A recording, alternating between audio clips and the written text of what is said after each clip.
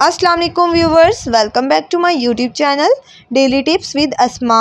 अर्शी नाम का शुमार लड़कियों के नामों में होता है। अर्शी एक इस्लामी नाम है। अर्शी नाम की इब्तदाई तारीख हिंदी ज़बान से निकलती है।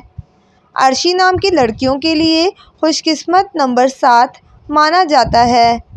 अर्शी नाम का मतलब है आसमान पर रहने वाली।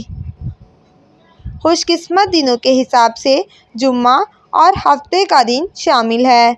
अर्शी नाम का शुमार इंटरनेट पर सबसे ज़्यादा सर्च होने वाले नामों में से होता है। अर्शी नाम की लड़कियों के लिए खुशकिस्मत धातों में हिंसों के हिसाब से लोहा शामिल है। अर्शी नाम के अफराद के लिए मुआफिक रंगों में नीला, बनफशी और काला रंग शामिल है।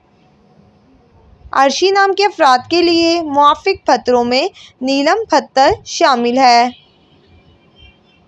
फ्रेंड्स, अगर आप अपने नाम का मतलब जानना चाहते हैं तो कमेंट बॉक्स में अपना नाम लिखें। इंशाअल्लाह हम आपके नाम की वीडियो ज़रूर बनाएंगे। Thanks for watching. अल्लाह हाफिज़।